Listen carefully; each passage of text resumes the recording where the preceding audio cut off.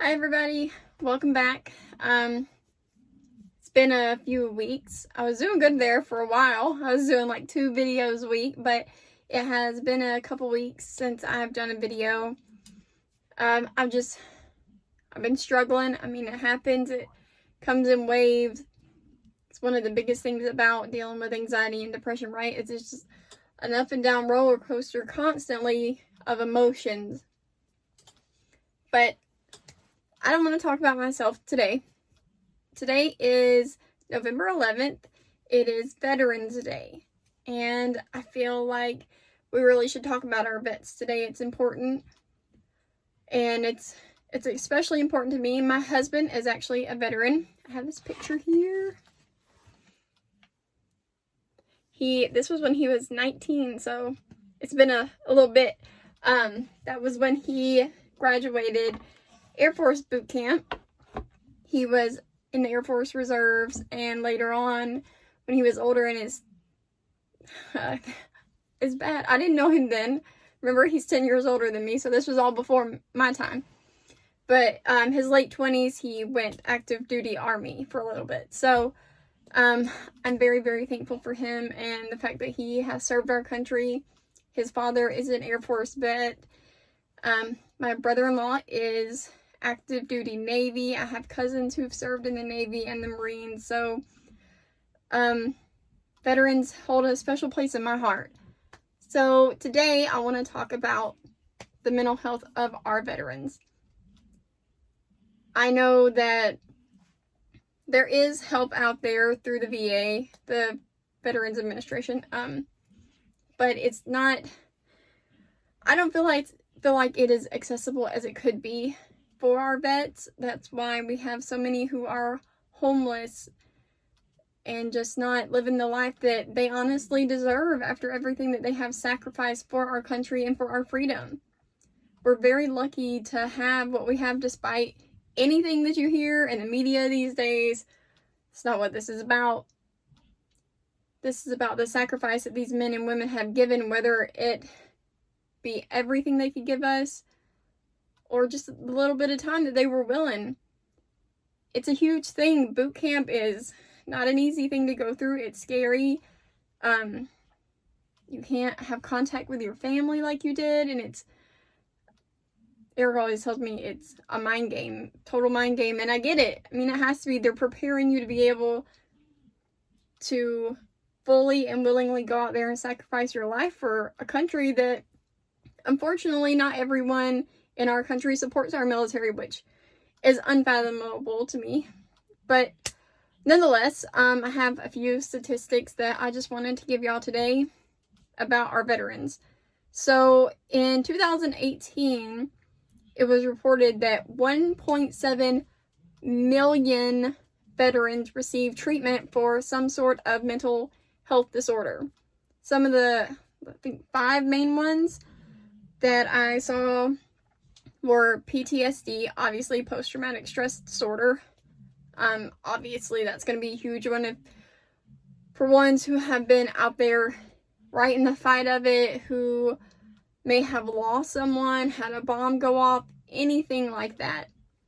Depression, obviously, if you've lost brothers and sisters, because they become a family, they really are a family, they go through so much together, and if something happens and you lose one of them, it's awful. And anxiety from all of it, substance abuse disorder, because they just want to numb the pain and the fears and the worry, and schizophrenia and bipolar. I mean, those are huge, huge, huge mental health issues that our vets are dealing with, and it's awful. It hurts my heart to see that we have so many homeless vets, just even in the little town I live in. It's not okay in my eyes. It's not. There should be so much more help out there for them. And even though, like I said, 1.7 million vets were treated, I also read that less than 50% of the returning vets get the help they needed. So if 1.7 million vets is only half of the people getting the help they need, that's That's crazy. Like, why? Why are we not helping these soldiers and airmen and all of them? Why? Why are we not doing more to make sure they can live a successful life when they come back to the civilian world, or even if they choose to stay in? And I know there's this next fact, there's a big project. I've actually read some super, super sad stories, but it is said that 22 veterans die by suicide every day. Every single day. I am thankful in the fact that my husband, his father, they don't really have any of these issues. My father-in-law served in Vietnam. He worked, I can't remember exactly what he did. But he can tell you some stories about things that happened while he was overseas, and I can't imagine. And we know that that whole war was a mess in itself back in that time. But I really want people to understand that, yes, no one's struggles are more important than another. But it really pains me to know that there are men and women who willingly joined the military, whatever branch it may be, were willing to give their life so that we can have the freedoms that we have, and they're not getting the help they need, and that it's getting to the point where they feel like they just can't continue on. It's not okay. And I feel like as a country we should be doing more to help our vets. I mean, without them, where would we be? I mean, yeah, I don't really care about your political views or any of that. That has nothing to do with the help that these men and women deserve. So just be more aware, be more conscious of the ones you see. Be willing to help. And if you know any vets that need help, I actually have a phone number that I found that is to reach out for people who are struggling with any of these: substance abuse disorder, anxiety, depression, any of it, anyone who might be worrying about, thinking about hurting themselves or anyone else. It is 1-800-273-TALK. 1-800-273-8255. So really, it's important. I would put it on the video, but I don't know how to do all that, and I wrote it down, but it's all scribbly. So 1-800-273-8255. If you know anyone, whether it be a vet or anybody else in your life that is considering hurting themselves, please reach out to these people.